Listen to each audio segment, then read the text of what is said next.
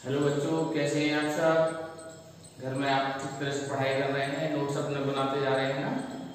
इस बात को आप ध्यान रखेंगे और अपनी पढ़ाई को आगे बढ़ाएंगे।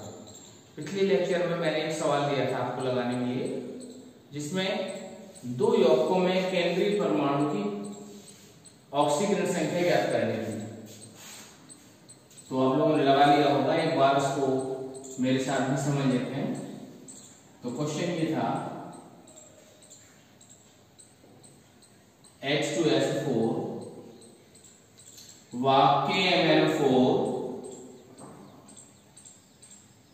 में केंद्रीय परमाणु की ऑक्सीकरण संख्या ज्ञात करो। देखिए, इसको हम हल करेंगे।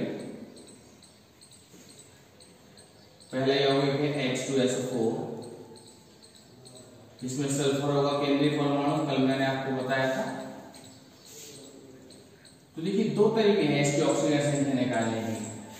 दो तरीके हैं बच्चों, एक तो हम इसकी संरचना बनाकर और दूसरा फॉर्मूले से। तो हम दोनों तरीके से आपको बता देते हैं। केंद्रीय परमाणु सल्फर है S, हाइड्रोजन इसमें दो है, ऑक्सीजन 4 है, तो इसके दो जोड़े बनेंगे OH के, OH।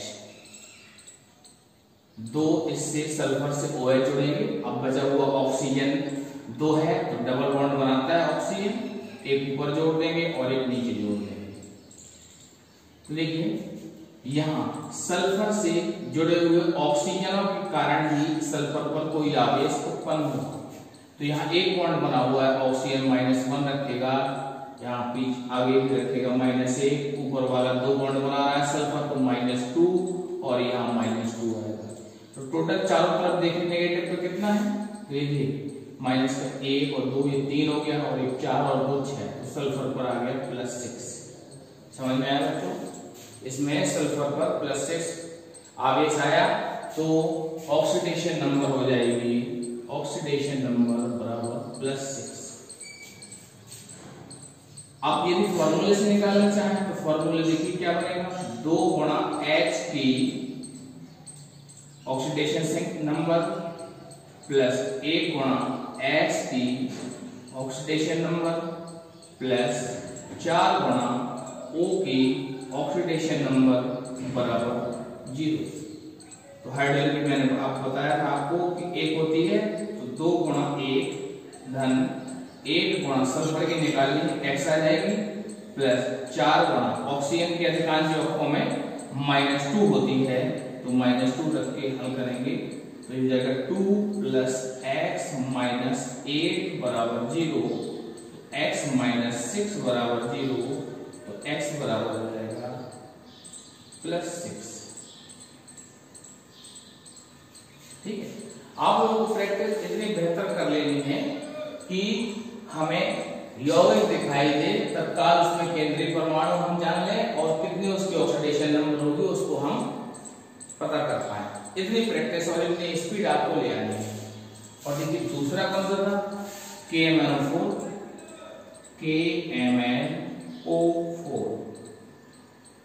तो यहाँ केंद्रीय परमाणु Mn है,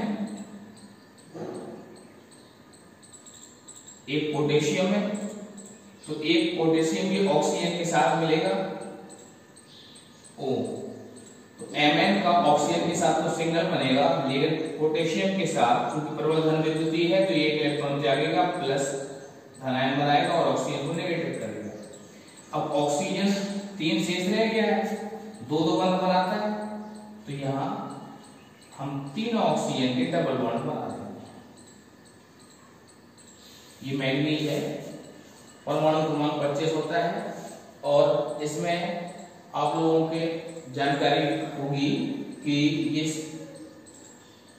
8 बॉन्ड बना सकता है। तो देखिए, इसमें इतने बॉन्ड बना रखे हैं अपने स्टक का विस्तार करके। अब यहां देखें तो इस ऑक्सीजन पर तो -1 दिख ही रहा है, बाकी में ये -2 -2 -2 टोटल नेगेटिव कितना हो जाएगा माइनस का 7, तो Mn पर हो जाएगा +7। और इसको हम फॉर्मूले से भी निकाल सकते हैं। पोटेशियम 1 है तो 1 गुणा K की ऑक्सीकरण संख्या प्लस 1 गुणा Mn की ऑक्सीकरण संख्या प्लस ऑक्सीजन की 4 है 4 गुणा O की ऑक्सीडेशन नंबर बराबर 0।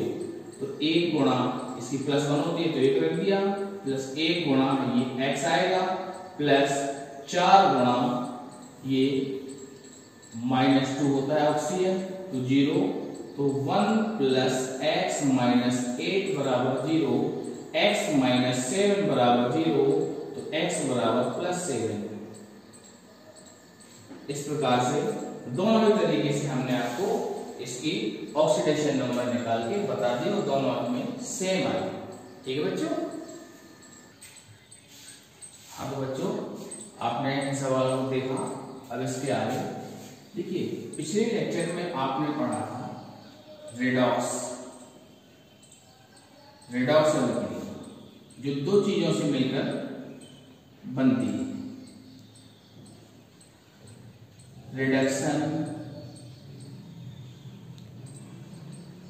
रिडक्शन का मतलब अपचयन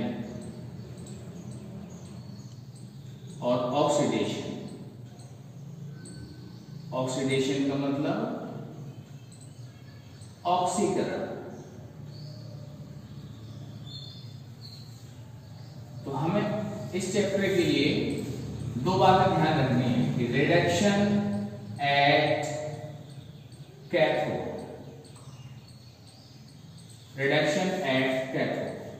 अपचयन कहां पर होगा?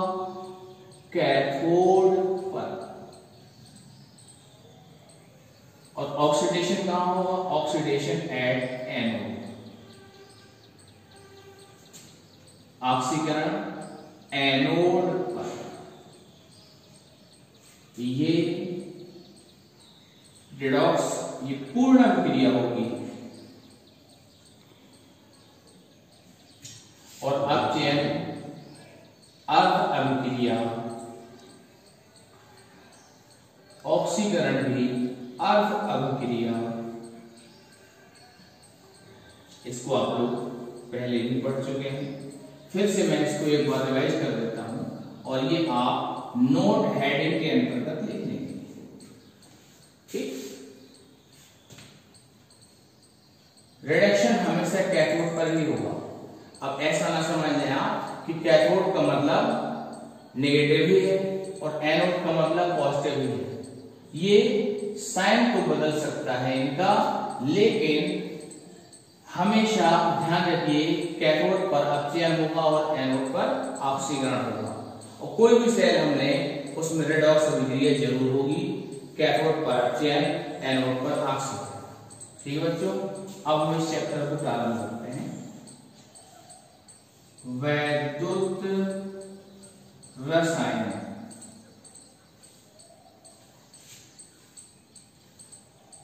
इलेक्ट्रो केमिस्ट्री,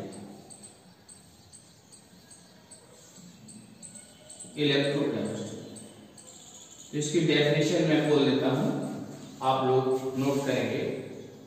वैद्युत रसायन रसायन विज्ञान की वह शाखा है जिसके अंतर्गत हम विद्युत ऊर्जा तथा रासायनिक ऊर्जा के पारस्परिक अंतर परिवर्तन का अध्ययन करते हैं। ठीक है बच्चों, लिख लिया आपने? तो देखिए जो भी आपने लिखा है उसी को हम फिर से एक बार समझने का प्रयास करते हैं। क्या होगा इसके अंतर्गत?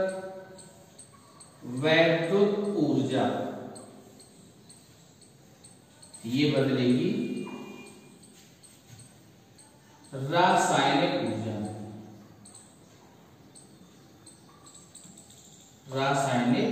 ऊर्जा, वैद्युत ऊर्जा electrical energy, ELECTRIC, electrical energy. और रासायनिक ऊर्जा का मतलब केमिकल एनर्जी, CHEMICAL एनर्जी, अथवा रासायनिक ऊर्जा विद्युत ऊर्जा में परिवर्तित होगी। तो जब विद्युत ऊर्जा रासायनिक ऊर्जा में परिवर्तित होगी तो इस क्रिया में प्रयुक्त होगा विद्युत अपघटनी सेल। किसके द्वारा? विद्युत अपघटनी सेल के द्वारा विद्युत ऊर्जा रासायनिक ऊर्जा में परिवर्तित होगी। मतलब क्या हुआ कि ये एक ऐसा सेल होगा जो विद्युत ऊर्जा को रासायनिक ऊर्जा में परिवर्तित करेगा। इसमें हम विद्युत ऊर्जा इनपुट के रूप में इस्तेमाल करेंगे तो आउटपुट के रूप में रासायनिक एनर्जी हमको प्राप्त हो जाएगी। लेकिन ध्यान रखना बच्चों कि ये रिएक्शन अपने आप नहीं होगी। क्यों? क्योंकि जब तक विद्युत ऊर्जा इसमें हम अप्लाई नहीं करेंगे तो वो रासायनिक ऊर्जा में परिवर्तित नहीं होगी। तो ये जो परिवर्तन होगा ये स्वतः अप्रवर्तित रेडॉक्स अभिक्रिया, स्वतः अप्रवर्तित रेडॉक्स अभिक्रिया होगी जब विद्युत ऊर्जा रासायनिक ऊर्जा में परिवर्तित होगी। इसको हम कहेंगे non spontaneous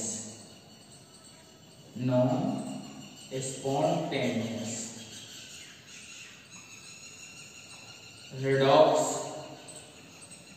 reaction,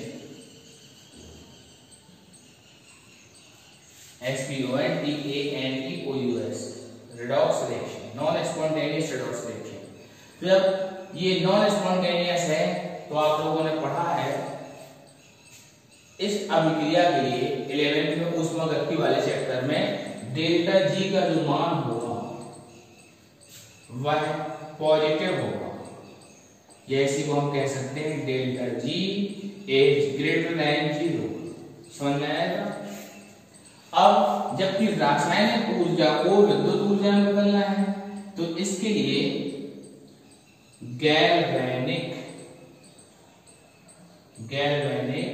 oblique voltage cell का प्रयोग किया जाएगा और ये सीधे से हमको प्राप्त होगी। तो यहां पर वापस जब हम रासायनिक ऊर्जा से विद्युत ऊर्जा प्राप्त करेंगे इस तरह पाएंगे तो यह अभिक्रिया होगी स्वतः प्रवर्तित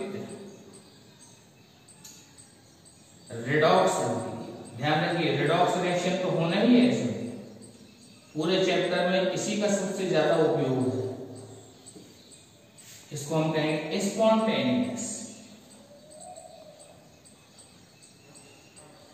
spontaneous redox reaction, spontaneous redox reaction. तो अब ये उसका ठीक विपरीत अपने आप अभिक्रिया होगी। केवल हमको उचित कंडीशन अप्लाई करके पदार्थों को आपस में मिलाना है तो रासायनिक ऊर्जा विद्युत ऊर्जा में परिवर्तित हो जाएगी। जो सेल हम लोग बाजार से खरीद कर प्रयोग में लाते हैं, चाहे वो घड़ी में हम लगाएं, टार्च में लगाएं, हमारे मोबाइल की बैटरी भी कह सकते हैं उसी प्रकार का है, लेकिन उसमें दोनों होता है चार्जिंग और डिस्चार्जिंग। तो वो विशेष प्रकार के प्रत्येक सेल होते हैं। लेकिन इतना आपने समझ लिया गैल्वेनिक या वोल्टेज सेल द्वारा हम रासायनिक ऊर्जा को विद्युत ऊर्जा में परिवर्तित करेंगे और ये रिएक्शन होगी कैसी? स्पॉन्टेनियस।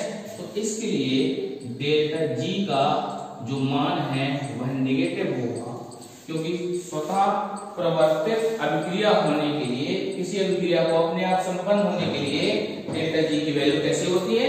नेगेटिव होती है। इसको हम ऐसा भी लिख सकते हैं याद रखिए delta G is less than 0। बच्चों इतना समझ में आया आपको? ठीक। तो बच्चों अब हम इन दोनों सेलों में जो प्रमुख अंतर है उसको हम समझते हैं। विद्युत अपघटनी सेल और दूसरा है गैल्वेनिक ऑब्लिक वोल्टेज सेल। दो नाम इसके कैसे होते हैं?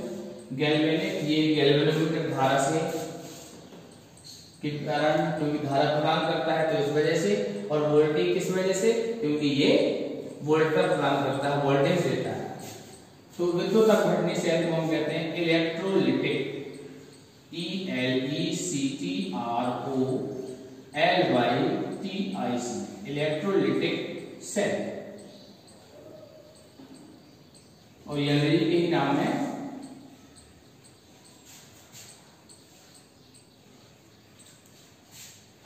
ठीक, तो पहला तो ये होगा कि जो विद्युत अपघटनी सेल है ये विद्युत ऊर्जा को रासायनिक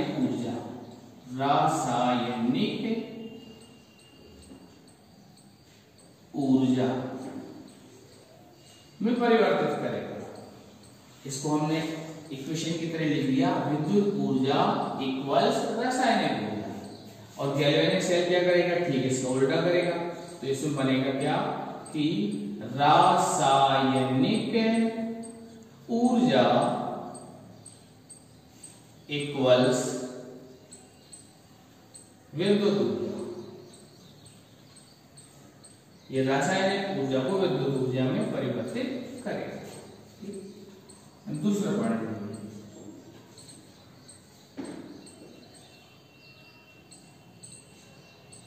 रेडॉक्स अभिक्रिया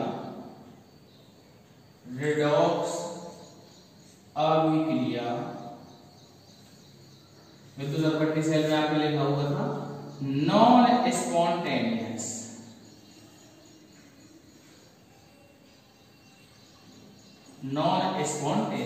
स्वतः अप्रवर्तित।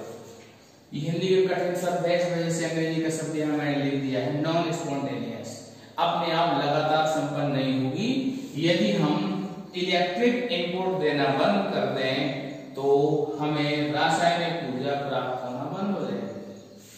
ठीक, तो ये नॉन स्पॉन्टेनियस होगी। और इस तरह दूसरे में रेडॉक्स अभिक्रिया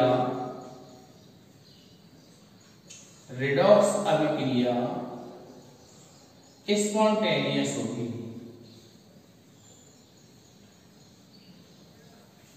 मतलब हमें केवल पदार्थों को मिला देना है, अपने आप वो क्रिया संपन्न होती रहेगी और लगातार ऊर्जा आपको प्राप्त होती रहेगी। अब तीसरा पॉइंट देखिए, गिब्स मुक्त ऊर्जा परिवर्तन। गिब्स मुक्त ऊर्जा परिवर्तन ये उपयोगी कार्य के लिए उपलब्ध ऊर्जा के बराबर होता है। उपलब्ध ऊर्जा, ठीक है बच्चों, ध्यान रखना है इसको। किसी भी निकाय में उपयोगी कार्य करने के लिए उपलब्ध ऊर्जा को हम गिब्स मुक्त ऊर्जा कहते हैं। नॉन स्पॉन्टेनियस के लिए डेल्टा जी होगा पॉजिटिव, या इसी को लिख सकते हैं delta G is greater than 0। और तीसरा पॉइंट इसमें बनेगा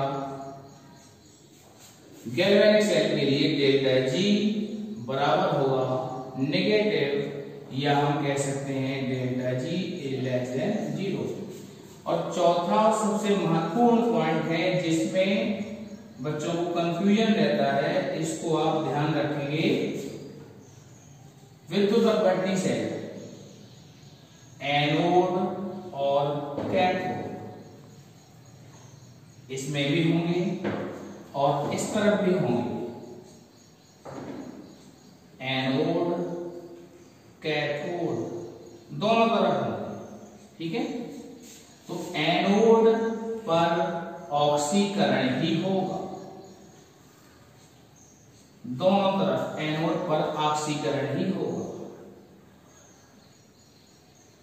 ऑक्सीकरण। ठीक, दोनों कैथोड पर अपचयन ही होगा, कैथोड पर अपचयन दोनों तरफ। ठीक है बच्चों, तो ये बात हमें ध्यान रखनी है। ये समानता भी हो गई, एनोड पर ऑक्सीकरण विद्युत अपघटनी सेल में भी, कैथोड पर अपचयन विद्युत अपघटनी सेल में भी और गैल्वेनिक सेल में भी। अब इनकी ध्रुवता में क्या परिवर्तन होगा? एनोड धनात्मक होगा, किसमें? विद्युत अपघटनी सेल ई पॉजिटिव, कैथोड ऋणात्मक होगा, नेगेटिव। ठीक है, और अब ये विपरीत कार्य होता है गैल्वेनिक सेल में, एक को आप ध्यान रखिए। ठीक, तो अब क्या होगा?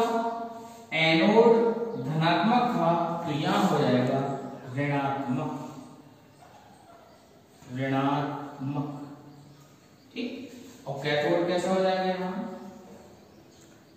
धनात्मक। क्लियर हो बच्चों? इसमें हम इनपुट इलेक्ट्रिकल एनर्जी देते हैं, तो इसके लिए इलेक्ट्रोडों को बैटरी में जोड़ेंगे, तो बैटरी का जो पॉजिटिव जोड़ेगा और एक बैटरी का नेगेटिव जोड़ेगा, तो पॉजिटिव वाला हो जाएगा एनोड और नेगेटिव वाला हो जाएगा कैथोड। ठीक है, और यहां पर रासायनिक ऊर्जा विद्युत ऊर्जा में बदलती है, इसलिए जो धारा के बहने की दिशा है वो बदल जाएगी। हमें अब सेल से धारा प्राप्त होगी, हमें सेल को धारा प्रवाहित नहीं करनी पड़ेगी। तो अब जो टर्मिनल्स की ध्रुवता है वो चेंज हो जाएगी, इसकी ठीक विपरीत एनोड हो जाएगा नेगेटिव और कैथोड हो जाएगा पॉजिटिव। ठीक है बच्चों? हाँ तो बच्चों, आज आपने इतना पढ़ा। अब पहले हम पढ़ेंगे वोल्टेज सेल को, तो इसको अब हम नेक्स्ट वीडियो लेक्चर में कंप्लीट करेंगे। धन्यवाद।